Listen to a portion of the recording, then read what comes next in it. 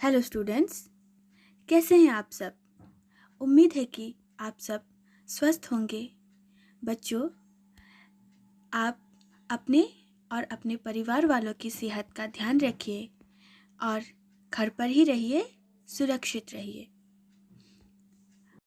आज हम आपके हिंदी पाठ्यपुस्तक वसंत भाग 2 के दूसरे अध्याय को पढ़ने जा रहे हैं, जिसका नाम है दादी माँ, और इसे लिखा है लेखक शिव प्रसाद सिंह जी ने। पाठ का नाम है दादी माँ। तो इस पाठ में लेखक ने अपनी दादी माँ से जुड़ी हुई स्मृतियों को याद किया है। आज हम अपने कक्षा में इस पाठ के सारांश के विषय में पढ़ेंगे। लेखक को जब तब अपने गांव घर की याद आती रहती है। विशेषकर दादी माँ से उनका गहरा लगाव रहा है। आज अचानक उनकी मृत्यु की खबर सुनकर वह स्तब्ध हो गया है और उनके आंखों के सामने बचपन से लेकर अब तक दादी के साथ बिताया हर लम्हा याद आता है।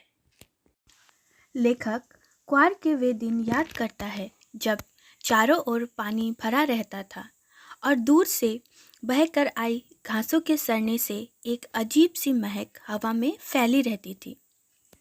इस मौसम में झाग वाले पानी से भरे तालाब में कूद कर नहाना बच्चों को बहुत अच्छा लगता था। इसी पानी में एक दो बार नहा लेने पर लेखक बीमार पड़ गया था।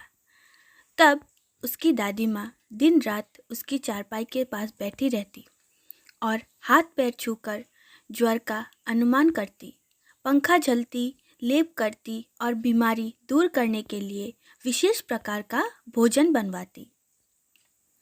उन्हें गांव की 50 किस्म की दवाओं के नाम याद थे। गांव में कभी भी कहीं कोई बीमार होता, वह उसके पास पहुंच जाती और अपनी यही दवाई शुरू कर देती। लेखक के बड़े भाई की शादी तय हुई तो दादी माँ का उत्साह देखने बनता था। यो वह कोई काम न करती थी, लेकिन किसी भी काम में उनकी अनुपस्थिति विलंब का कारण बन जाती थी। उन्हीं दिनों लेखक ने दादी माँ को सूद के पैसों के लिए रामी की चाची पर कठोरतापूर्वक बिगड़ते देखा। वह आंखों से आंसू लिए दादी माँ से मिन्नतें कर रही थी। उसकी बेटी की शादी थी, पर दादी अपने पैसे छोड़ने को राजी न होती थी। लेखक से यह सब देखा न गया और वो वहाँ से चला गया। कुछ दिनों बाद रामी की चाची से लेखक ने जाना कि दादी मैंने उसका सारा कर्जा माफ़ कर दिया और 10 रुपये देकर बेटी की शादी करने में उसकी मदद की। यह घटनाएं दादी की कठोर प्रशासनिक प्रवृत्ति के साथ उनके कोमल स्वभाव को भी उजागर करती हैं।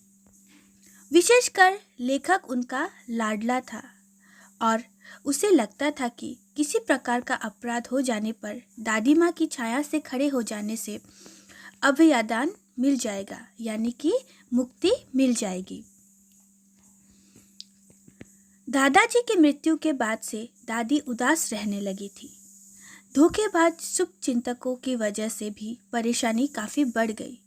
लेखक के पिता ने दादाजी के श्राद्ध में काफ़ी रुपए खर्च कर दिए थे। एक शाम माघ की कड़ाके की ठंड में नहाकर गीली धोती पहने दादी संदूक पर दिए जलाए और हाथ जोड़े बैठी थी। उनकी आंखों में आंसू देख लेखक से रहा नहीं गया।